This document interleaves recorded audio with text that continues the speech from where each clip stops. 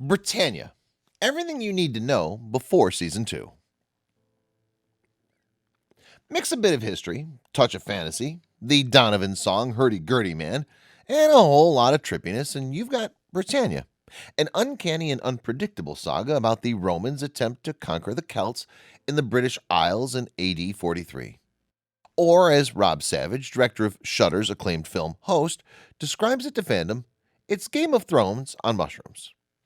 It's bonkers and it doesn't make a lot of sense, and it's all the better for it, Savage, who directed 3 episodes of Britannia's second season, said of the series.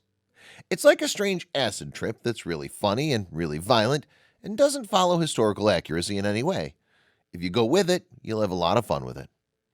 With Season 2 of Britannia kicking off October 4th on Epix, we've crunched all 9 episodes of the first season down into a lovely cheat sheet to catch you up. Suffice to say, spoilers follow for Britannia Season 1.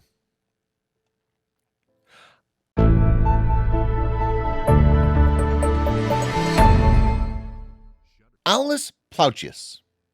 The Walking Dead's David Morrissey plays Roman invader Aulus Plautius, a man convinced that fate and fortune are on his side during Rome's second attempt to subjugate the British lands Caesar had to flee from almost 100 years earlier. Aulus, a master tactician, often knows that blood need not be spilled if he can negotiate terms with his enemies, so long as said enemies agree to become Roman subjects and pay their taxes. Aulus arrives with a vast army, his second in command, Lucius, Hugo Spear, and the vicious Vitus, Gershwin Erstatz Jr., a soldier who tried to abandon the mission but was given a second chance when he killed the others who also tried to flee.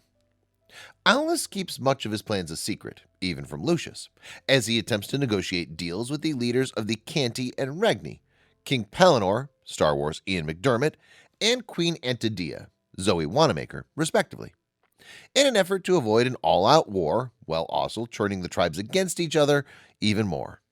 It becomes apparent that what Aulus is truly after are the Druids and the land's magic. By the end of Season 1, Aulus has killed off Lucius and promoted Vitus, after his trusted number 2 began to suspect there was more to Aulus than meets the eye. In fact, Aulus just might be the physical incarnation of the demon Laka. And what he might be chasing, after all, is a girl with blind father. A girl that certain prophecy says will save everyone from the Romans. Druids. The mystics of the lands, those who communicate the will of the gods, aka the Druids, are led by Varan, the office's Mackenzie Crook, who's said to be over 10,000 years old. Believed to be the second human to ever set foot in the world, Varan and his people pull the strings behind everything happening in the warring kingdoms. Some, like the Canti and King Pellinore, obey without question. Queen Antedea and the Regni, however, would love to see the Druids erased from the game board.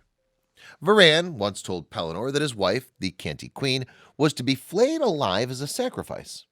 Pellinore obeyed, and afterwards there was a huge rift between Pellinore and his daughter, Cara, Yellowstone's Kelly Riley, who then grew up to be a skilled warrior and outcast.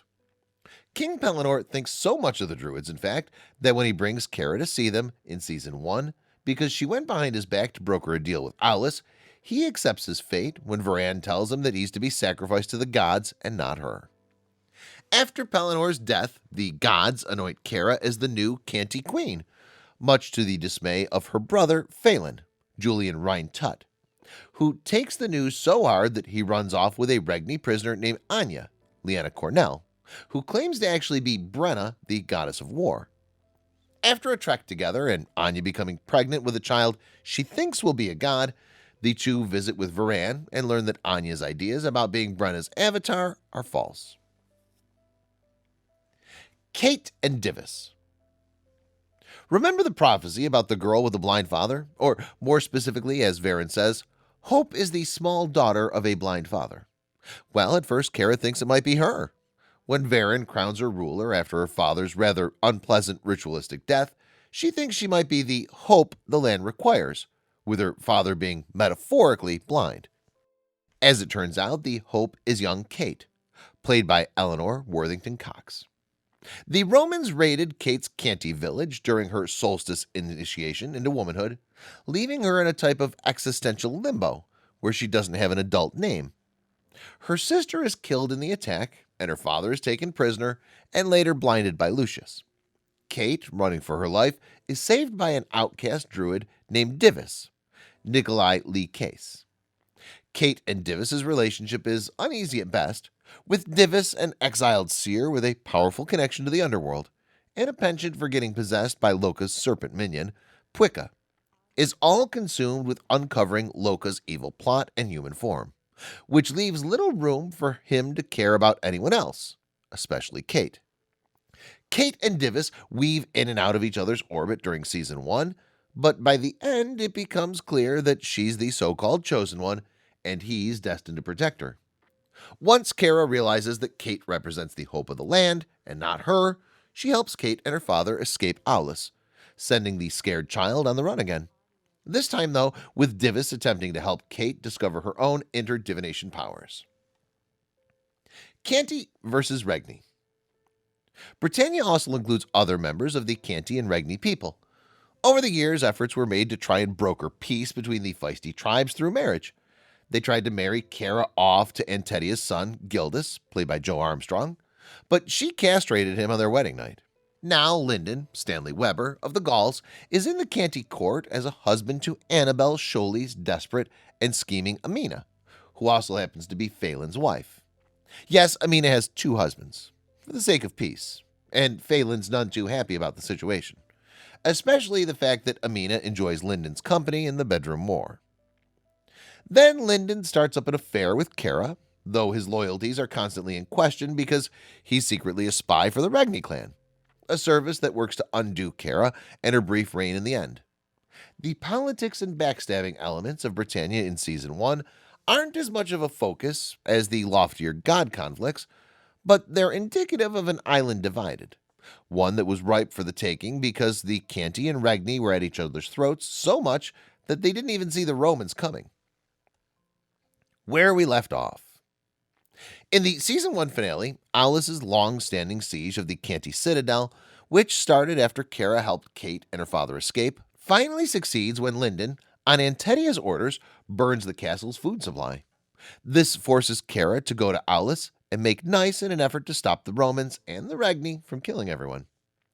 After Aulus makes a showy display of betraying the Regni army in front of Kara, having them all slaughtered and Antedia taken prisoner, Kara tries to end Aulus with a blade. It backfires, and Aulus kills Kara and rips her heart out.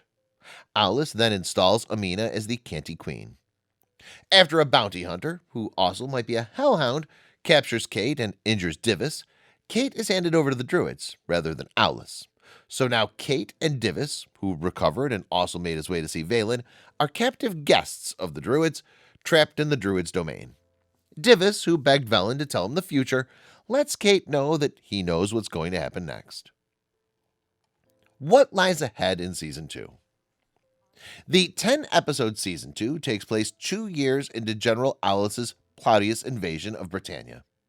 Aulus is busy Romanizing willing Celt tribes with the help of Celtic Queen Amina and crushing those who try to resist.